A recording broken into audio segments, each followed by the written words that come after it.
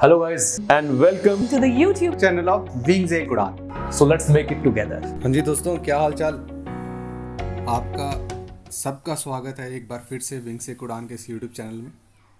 दोस्तों आज बहुत ही इम्पोर्टेंट सेशन में लेके आया हूँ, जिस सेशन में मैं कोशिश करूँगा कि हर एक वीडियोस में 15 to 20 MCQs हों और उनको मैं बिल्कुल डिटेल में डिस्कस करूँ।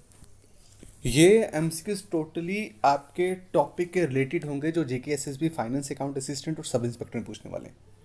आज मैं टोटल 14 क्वेश्चंस MCQs रहेंगे आपके मॉडर्न हिस्ट्री पे जो डिस्कस करने वाला हूँ। इसको हम एक एक करके डिटेल में डिस्कस करेंगे। इससे दोस्तों ना कि सिर्फ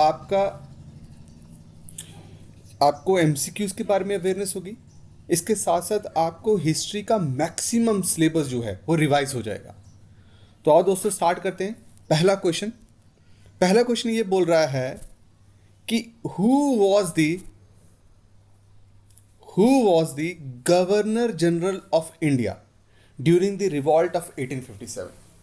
देखो दोस्तों, रिवॉल्ट ऑफ 1857 एक ऐसा रिवॉल्ट था जिसको बहुत सारे नामों से भी जाना जाता है। सिपाही म्यूटिनी भी इसको बोला जाता था। क्या बोला जाता था? सिपाही म्यूटिनी भी बोला जाता था इसको, राइट। इसको India's first war of independence भी बोला है, बहुत सारे नामों से बुलाया। तो ये रिवॉल्ट 1857 में जो हुआ, इसने इंडिया में जो ब्रिटिश एडमिनिस्ट्रेशन थी उसको टोटली चेंज कर दिया, टोटली कलैप्स कर दिया। इसके बाद ब्रिटिशर्स ने इंडिया को एडमिनिस्ट्रेट करने का तरीका ही बदल दिया, ठीक है। तो ये रिवॉल्ट ऑफ 1857 जब हुआ, who was the governor general of India at that time? आप याद रखिएगा, the name of that person was C option, Lord Canning. अब रिवॉल्ट ऑफ 1857 को जब ये स्टार्ट हुआ दोस्तों, तो ये स्टार्ट हुआ 10 मई 1857 को। कहाँ पे? मेरठ में। और आहिस्ता आहिस्ता ये लगभग पूरे देश में फैल गया। अब 10 मई 1857 को जिन्होंने इसको स्टार्ट किया वो थे सिपाहीज जो काम कर रहे थे ब्रिटिश आर्मी में। अब रीजन क्या था? That was the immediate cause जिसकी वजह से रिवॉल्ट हुआ, वो था इंट्रोडक्शन ऑफ एनफील्ड राइफल। कौन सी राइफल? Enfield rifle. इसका रीजन क्या था? इसकी वजह से क्यों रिवॉल्ट हुआ और सिपाही क्यों भड़क गए? क्योंकि इस राइफल को, इसमें गन लोड करने से पहले आपको कार्ट्रिज को बाइट करना पड़ता था अपने दांतों से, गन में लोड करने से पहले। और जो कार्ट्रिज थी वो कार्ट्रिज उसको ग्रीस किया गया था किसके साथ? पिग और बीफ के साथ। जो मैक्सिमम इस वक्त ब्रिटिश आर्मी में काम करते थे वो ब्राह्मण्स थे और कट्टर मुस्लिम्स थे, जिनको ये बर्दाश्त नहीं हुआ और इसका इंपैक्ट इमीडिएटली देखने को मिला। तो आप याद रखिएगा, गवर्नर जनरल ऑफ इंडिया कौन था रिवॉल्ट ऑफ 1857 के टाइम पे? Lord Canning. और इस 1857 रिवॉल्ट के बाद क्या हुआ? ईस्ट इंडिया कंपनी से पावर ट्रांसफर होगी, डायरेक्ट किसके पास चलेगी? अंडर क्वीन, ठीक है। वो कैसे? एक एक्ट पास किया, ईस्ट इंडिया कंपनी को एबॉलिश कर दिया था। और अब बोला गया था 1857 के बाद डायरेक्टली किसके कंट्रोल पे होगा? ब्रिटिश गवर्नमेंट के कंट्रोल पे। और उसको बोला गया क्वीन प्रोक्लेमेशन। एक एक्ट पास किया गया जिसका नाम था गवर्नमेंट ऑफ इंडिया एक्ट। क्या नाम था? Government of India act 1858। क्या नाम था जी? 1858। इस एक्ट को पास किया गया जिसके तहत हमने क्या कर दिया? ईस्ट इंडिया कंपनी को अबॉलिश कर दिया और पावर ट्रांसफर कर दी डायरेक्टली ब्रिटिश गवर्नमेंट के पास। इसी एक्ट में क्या हुआ दोस्तों? जो डेजिग्नेशन है गवर्नर जनरल ऑफ इंडिया की, इससे पहले 1857 से पहले क्या होता था? गवर्नर जनरल ऑफ इंडिया होता था, ठीक है, हेड इंडिया का। इसको रिप्लेस कर दिया किससे? By government of India act 1858 replace कर दिया किस नाम से? Voice Roy of India. याद रखिएगा, वॉइस रॉय ऑफ इंडिया। कौन सा दोस्तों? Voice Roy of India. और आपसे यह भी क्वेश्चन पूछा जा सकता है दोस्तों कि that who was the first voice Roy of India? और वॉइस ऑफ इंडिया कौन से एक्ट से आया? कौन से एक्ट से आया? Government of India act 1858। ठीक है, याद रहेगा। And who was the first viceroy of India? The first viceroy of India was Lord Canning, जिसके टाइम पे रिवॉल्ट ऑफ 1857 हुआ। और लॉर्ड कैनिंग ही कौन थे? Last governor general of India. याद रहेगा, कोई टेंशन तो नहीं। चले हम आगे। पहला क्वेश्चन ये यहां हो गया, आप नोट डाउन करते रहिएगा जो जो मैं आपको बता रहा हूं। नेक्स्ट क्वेश्चन चलते हैं दोस्तों। एनी बेसेंट बहुत इंपॉर्टेंट है। एनी बेसेंट बोलते हैं इन चारों मूवमेंट में से एनी बेसेंट सबसे ज्यादा किस मूवमेंट के साथ एसोसिएटेड थी? ठीक है, और अगर मैं बताऊं तो एनी बेसेंट के बारे में हम थोड़ा सा पढ़ लेते हैं। एनी बेसेंट एक आयरिश वुमेन थी दोस्तों। क्या थी? एक आयरिश वुमेन थी। ठीक है, जो एक बहुत बड़ी सोशल रिफॉर्मर भी थी।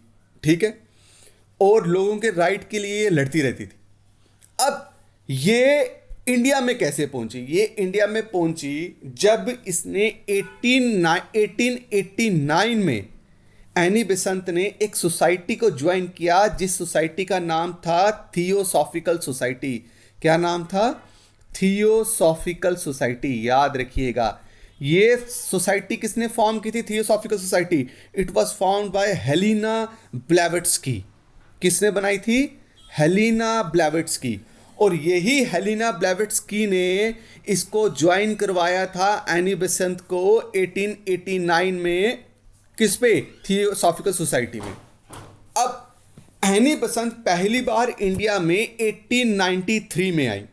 एनी बेसेंट कब आई? 1893 में इंडिया में पहुंची। और किस सोसाइटी को रिप्रेजेंट करते हुए यहां पहुंची? उसका नाम था थियोसॉफिकल सोसाइटी। एनी बेसेंट 1907 से लेके 1933 तक, 1933 में एनी बेसेंट की डेथ हो गई थी। 1907 से लेके 1933 तक ये प्रेसिडेंट रही थी किसकी? थियोसॉफिकल सोसाइटी की। इन्होंने सेंट्रल हिंदू कॉलेज की भी फॉर्मेशन की थी। Central Hindu college was founded by Annie Besant. Later on Annie Besant with the efforts of Madan Mohan Malviya, उन्होंने इस सेंट्रल हिंदू कॉलेज को क्या बना दिया दोस्तों? आज वो है बनारस हिंदू यूनिवर्सिटी। अब एनी बेसेंट ने एक मूवमेंट को ज्वाइन किया जो किसके रिस्पॉन्स में आया? फर्स्ट वर्ल्ड वॉर के रिस्पॉन्स में आया। फर्स्ट वर्ल्ड वॉर के रिस्पॉन्स में आया। आपको पता ही है दोस्तों, फर्स्ट वर्ल्ड वॉर कब स्टार्ट हुई थी? 1914 टू 1919, राइट? अब ये जो फर्स्ट वर्ल्ड वॉर थी, इसके रिस्पॉन्स में एक मूवमेंट स्टार्ट करी गई और एनी बेसेंट उसकी लीडर थी। एनी बेसेंट ने बाल गंगाधर तिलक के साथ मिलकर उस मूवमेंट को स्टार्ट किया और उस मूवमेंट का नाम था, यहां पे ऑप्शन है, होम रूल मूवमेंट। याद रखिएगा, बहुत इंपॉर्टेंट।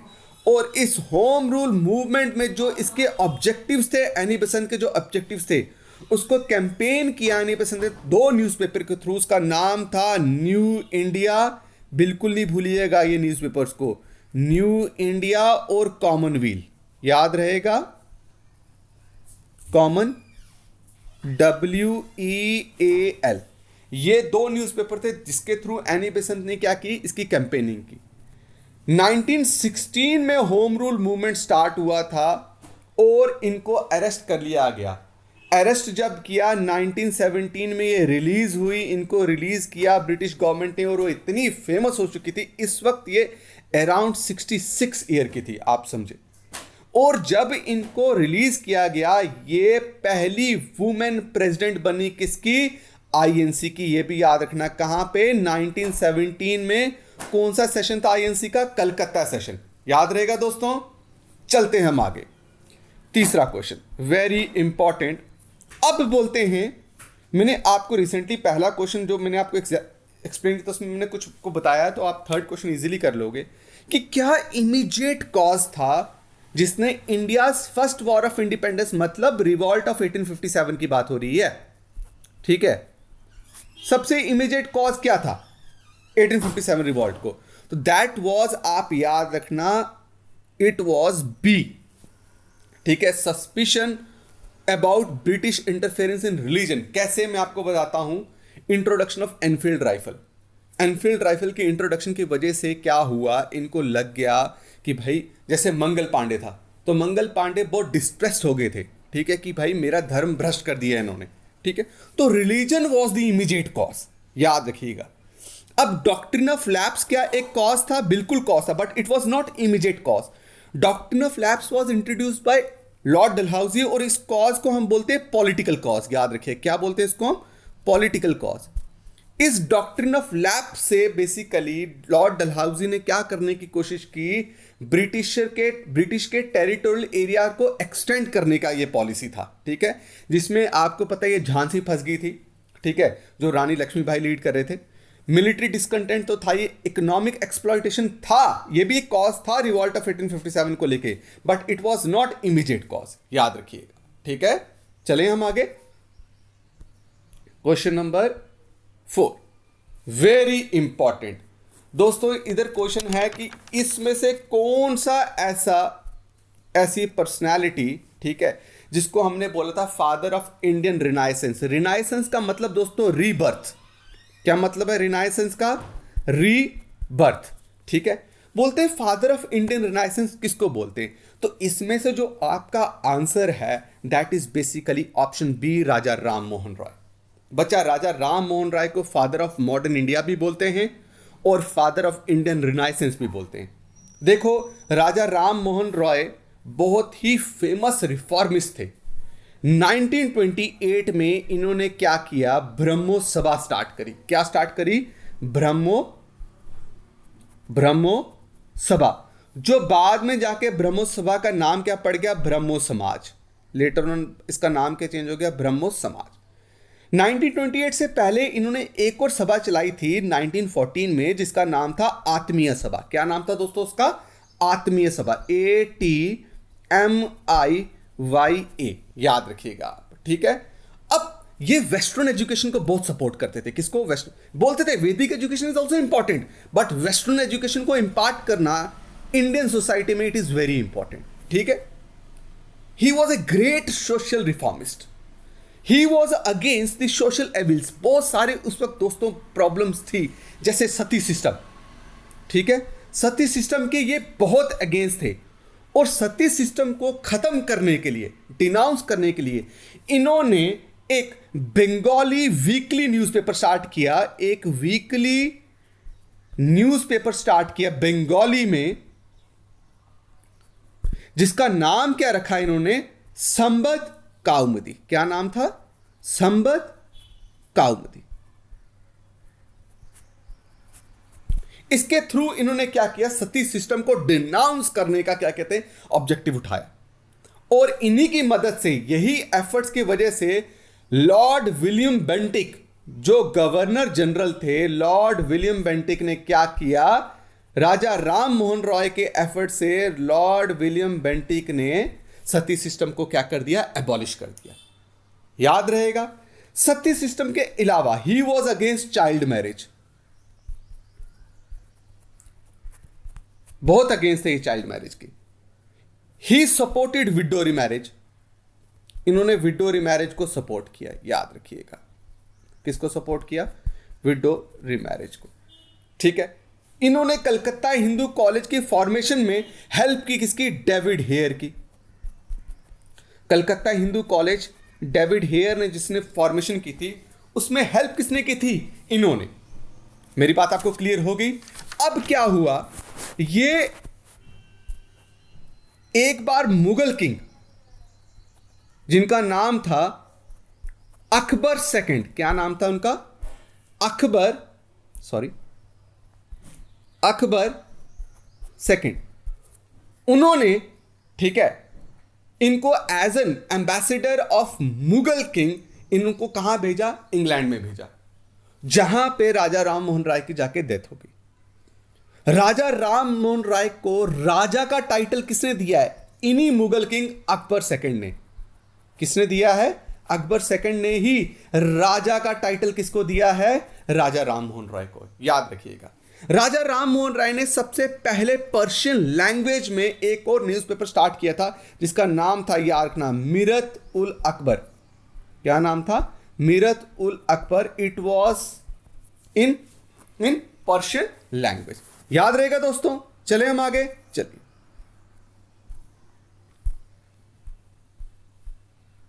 अब बोलते हैं बंगाल की पार्टीशन 1905 में डिसाइड हुई कि बंगाल को पार्टीशन करेंगे।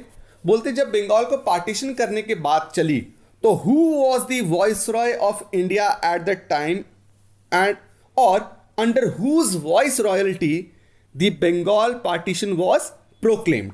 That was option B, Lord Curzon. याद रहेगा दोस्तों। चले हम आगे, चलते हैं।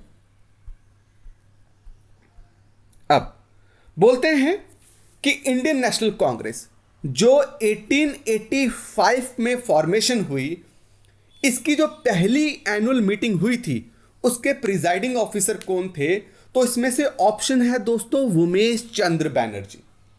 ये जो पहला annual meeting Indian national Congress का हुआ था वो कहां हुआ था दोस्तों? बॉम्बे में हुआ था। कहां पे? बॉम्बे में 1885 में, जिसमें 72 डेलीगेट्स ने क्या किया था? इस मीटिंग को अटेंड किया था, जिसके प्रिजाइडिंग ऑफिसर उमेश चंद्र बैनर्जी बने थे।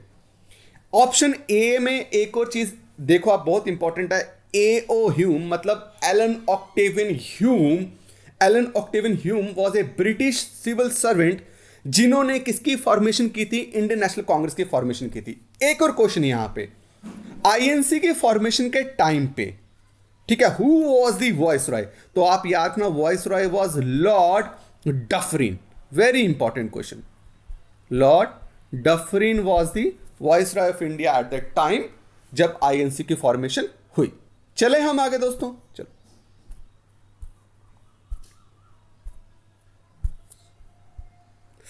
Very important question. Hindustan socialist Republican army was formed by, इससे पहले हम टाइम ले लेते हैं, थोड़ा सा हिस्ट्री थोड़ा सा इसमें कर लेते हैं हम, ठीक है, रिवाइज। अब देखिए, हिंदुस्तान सोशलिस्ट रिपब्लिकन आर्मी बनने से पहले बनी थी हिंदुस्तान रिपब्लिक आर्मी, जिसका नाम था HRA. HRA was formed in the year 1924। HRA का फॉर्म हुई थी दोस्तों 1924 में। एचआरए की फॉर्मेशन हुई थी। एचआरए की फॉर्मेशन करने वाले लीडर कौन थे? आप याद रखिएगा, राम प्रसाद बिस्मिल, ठीक है, राम प्रसाद बिस्मिल, सचिन सन्याल, ठीक है। उसके बाद जोगेश चंद्र चैटर्जी। कौन? जोगेश चंद्र चैटर्जी। इन लोगों ने कानपुर में एक मीटिंग की 1924 में, जहां पे इन्होंने क्या बनाया? कानपुर में 1924 में इन्होंने क्या की? हिंदुस्तान रिपब्लिक एसोसिएशन बनाई। और इसका ऑब्जेक्टिव क्या था कि भाई क्या करना है? Armed revolution against what? Britishers, और ब्रिटिशर्स को यहां से खदेड़ना इंडिया से। और इसके लिए एचआरए के लिए व्हाट दे डिड, इन्होंने बोला कि हमें अगर आर्म्ड रेवोल्यूशन करना है तो हमें लार्ज स्केल में इसको ऑर्गेनाइज करना पड़ेगा। अगर लार्ज स्केल में इसको ऑर्गेनाइज करना पड़ेगा तो हमें क्या करना पड़ेगा? लोगों को ट्रेन करना पड़ेगा, उनको रिक्रूट करके ट्रेन करेंगे और उनको आर्म्स भी तो देने। इसके लिए चाहिए पैसा। पैसा था नहीं, तो पैसा कहां से आएगा? तो एचआरए ने प्लान किया कि पैसा आएगा, हम क्या करेंगे? ट्रेन को लूटेंगे। और काकोरी एक गांव है जो लखनऊ के पास था, वहां पे इन्होंने क्या किया? एक रेलवे ट्रेन को लूटा, जिसमें रेलवे ऑफिशियल रेलवे कैश को लूट लिया। अब इसमें क्या हुआ? गवर्नमेंट ने सबको अरेस्ट किया और एक केस बना, काकोरी कॉन्स्पिरेसी केस, जिसमें 4 लोगों को फांसी की सजा दी गई, जिसमें से थे राम प्रसाद बिस्मिल, अशफाक उल्ला खान, रोशन सिंह और राजेंद्र लहरी। इन 4 लोगों को हैंग किया गया। इससे एचआरए खत्म हो गया। लेकिन एचआरए को वापस रिवाइव किया, ठीक है, रिवाइव किया किसने? चंद्रशेखर आजाद ने। चंद्रशेखर आजाद ने कहां पे?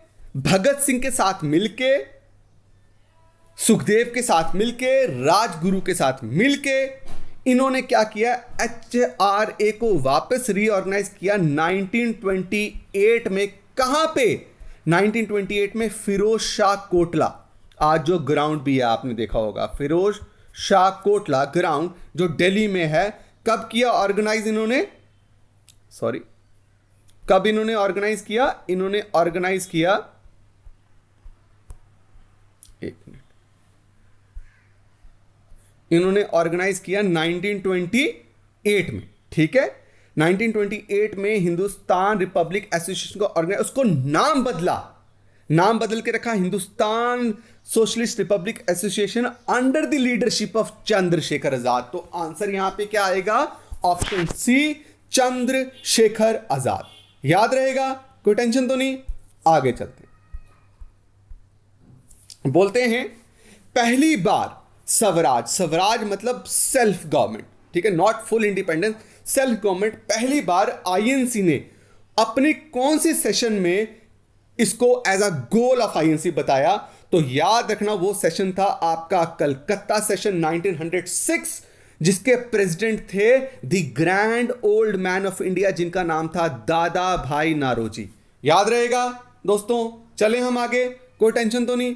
चलो अब बोलते हैं किसने क्रिप्स मिशन को, क्रिप्स प्रपोजल जो 1942 में आया था, इस प्रपोजल को बोला कि ये पोस्ट डेटेड चेक है, जो कहां पे? क्रैशिंग बैंक में।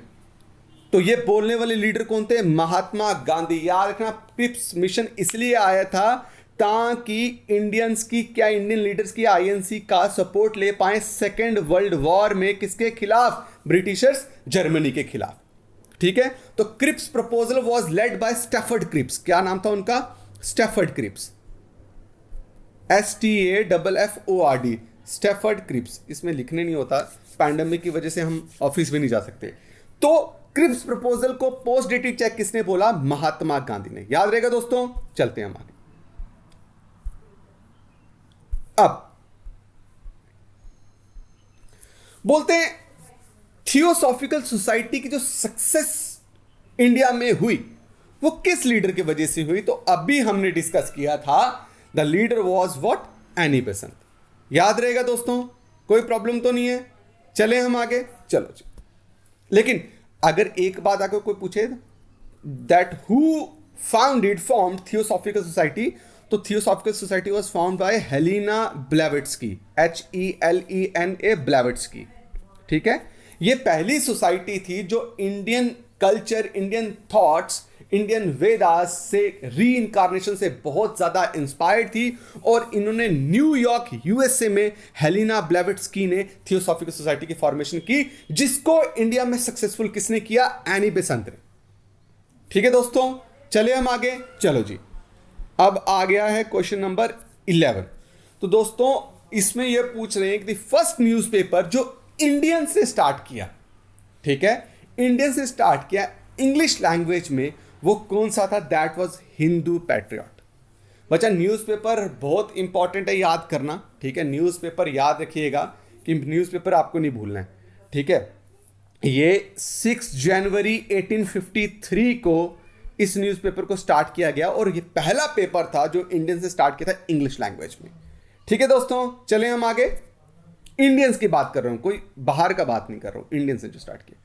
अच्छा, बोलते हैं भगत सिंह, सुखदेव और राजगुरु को 23 मार्च 1931 को हैंग किया गया था। कौन सा केस था जिस केस के रिलेटेड इन तीनों को हैंग किया गया था?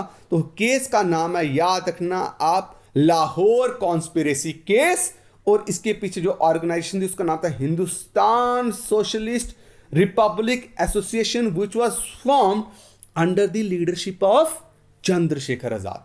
काकोरी कॉन्स्पिरेसी केस अगर मैं आपको बताऊं तो ये HRA, नॉट HSRA, ठीक है, HRA हिंदुस्तान रिपब्लिक एसोसिएशन जो 1924 में फॉर्मेशन हुई थी इसकी, और HSRA की का फॉर्मेशन हुई थी रीऑर्गेनाइज, मतलब HRA was reorganised into HSRA in the year 1928। HRA कहां रीऑर्गेनाइज हुआ था? कानपुर में। HSRA कहां रीऑर्गेनाइज हुआ था? फिरोज शाह कोटला, दिल्ली में। क्लियर है दोस्तों? चले हम आगे। चलो जी, अब आ गया क्वेश्चन नंबर 13। बोलते कौन सा ऐसा सेशन हुआ था इंडियन नेशनल कांग्रेस का, ठीक है, जहां पे इंडियन कांग्रेस दो स्कूल ऑफ थॉट या दो ग्रुप्स में, जिसको मॉडरेट्स और एक्सट्रीमिस्ट बोलते हैं, उसमें डिवाइड हो गई थी। तो वो नाम था दोस्तों सूरत सेशन 1907।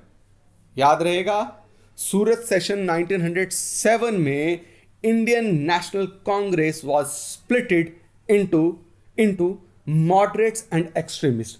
एक्सट्रीमिस्ट को जो लीड करते दैट वर लाल बाल पाल। आपने सुना ही होगा, लाल लजपत राय, बाल गंगाधर तिलक और बिपिन चंद्र पाल। इनके अलावा एक्सट्रीमिस्ट और थे, अजीत सिंह थे, औरबिंदो घोष थे, देवर एक्सट्रीमिस्ट। इनको सबसे ज्यादा क्या कहते हैं सपोर्ट जो मिला और जो इंडियन मासिस, जो इंडियन यूथ इनकी तरफ अट्रैक्ट हुए, वो टाइम था उस वक्त जब पार्टीशन ऑफ बंगाल के टाइम पे दोस्तों लाल बाल पाल ने ही क्या कहते हैं सबसे ज्यादा स्वदेशी मूवमेंट को क्या किया था, स्वदेशी मूवमेंट को हाईलाइट किया था। और स्वदेशी मूवमेंट ये चाहते थे बहुत बड़े लेवल में हो, जिसको मॉडरेट्स बिल्कुल भी तैयार नहीं थे। मॉडरेट्स कहते थे बॉयकॉट हो, बट बॉयकॉट सब ना हो। एक्सट्रीमिस्ट कहते थे बॉयकॉट पूरे लार्ज लेवल में करो, स्कूल्स, नेशनल स्कूल एजुकेशन जो ब्रिटिश एजुकेशन प्रोवाइड करे उसको बॉयकॉट करो, एक्सट्रीमिस्ट बोलते थे। और हम खुद कैपेबल हैं कि हम क्या कहते हैं खुद स्टार्ट करेंगे, जिसको आत्मशक्ति भी बोलते हैं, राइट। लेकिन और इन्होंने ये भी बोला था कि भाई अब जो पार्टीशन ऑफ बंगाल में जो मूवमेंट चल रही है, एंटी पार्टीशन मूवमेंट, इसको बंगाल के बाहर निकालो। और ये राइट टाइम आ गया क्या करने का, एक लार्ज स्केल लेवल में प्रोटेस्ट करने का, जिसके लिए मॉडरेट्स तैयार नहीं थे। और फाइनली ये स्प्लिट हो गए सूरत सेशन 1907। और बाद में जाके लखनऊ सेशन 1916 में एक सेशन हुआ लखनऊ में, किसका, आईएनसी का सेशन हुआ, जिसमें मॉडरेट्स और एक्सट्रीमिस्ट वापस रीयूनाइट हो गए थे। अब लखनऊ सेशन को किसने प्रिजाइड किया, याद रखना, Lucknow session was presided by Ambika Charan Majumdar. आपके लिए एक क्वेश्चन है कि सूरत सेशन को किसने प्रिजाइड किया था। ठीक है दोस्तों, याद रहेगा सूरत सेशन के प्रिजाइडिंग ऑफिसर कौन थे, ये आप मुझे कमेंट सेक्शन में बताएंगे। चलते हैं हम आगे दोस्तों। अब आ गया हमारा लास्ट क्वेश्चन, जो लास्ट क्वेश्चन का नाम है Which among the following, जो चार ऑप्शंस हैं इनमें से किसने वर्नाकुलर प्रेस एक्ट जो 1878 में आया था इसको इंट्रोड्यूस किया और पास किया। तो उसका नाम है लॉर्ड लिटन। बच्चा लिटोनी, लॉर्ड लिटन, LYTTON। बच्चा लॉर्ड लिटन ने ये वर्नाकुलर मतलब है जब आप लोकल लैंग्वेज में न्यूज़पेपर चलाते थे, लोकल लैंग्वेज में, उसको लॉर्ड लिटन ने वर्नाकुलर प्रेस एक्ट से क्या किया कि जो भी न्यूज़पेपर जो लोकल लैंग्वेज में लिखे जा रहे हैं, अगर उनमें कुछ भी आपको सिडिशियस मतलब जो which is against the British government, ठीक है, उसके सिडिशियस मटेरियल दिखता है तो उसको क्या कर दो, उसको कब्जा कर लो, उसको क्या कर दो, उसको बैन कर दो, उसकी प्रॉपर्टी को सीज कर दो। यही लॉर्ड लिटन ने वर्नाकुलर प्रेस एक्ट के साथ साथ एक और एक्ट इंट्रोड्यूस किया था जिसका नाम था आर्म्स एक्ट 1978। क्या नाम था, आर्म्स एक्ट 1978। दोस्तों आर्म्स एक्ट 1878 आर्म्स एक्ट 1878 में इसने क्या किया, इस एक्ट में जितने भी इंडियंस थे उनको प्रोहिबिट कर दिया कि वो वेपन्स नहीं अपने साथ रख सकते विदाउट लाइसेंस। बट ये आर्म्स एक्ट इंग्लिश मैन को एप्लीकेबल नहीं था। इसी लॉर्ड लिटन ने क्या किया, एक ग्रैंड दिल्ली दरबार ऑर्गेनाइज करवाया। याद रखना, ग्रैंड दिल्ली दरबार ऑर्गेनाइज करवाया। उस टाइम पे ऑर्गेनाइज करवाया था कौन से ईयर में, 1877 पे। ये तब ऑर्गेनाइज करवाया जब पूरे इंडिया, मैक्सिमम साउथ इंडिया में फेमाइन चल रहा था और लोग भूखमरी की वजह से मर रहे थे। इस ग्रैंड दिल्ली दरबार में इतना huge amount of money spend किया गया उस वक्त जब क्या हो रहा था, पूरी इंडिया फेमाइन से क्या कर रही थी, जूझ रही थी और लोग भूख से मर रहे थे।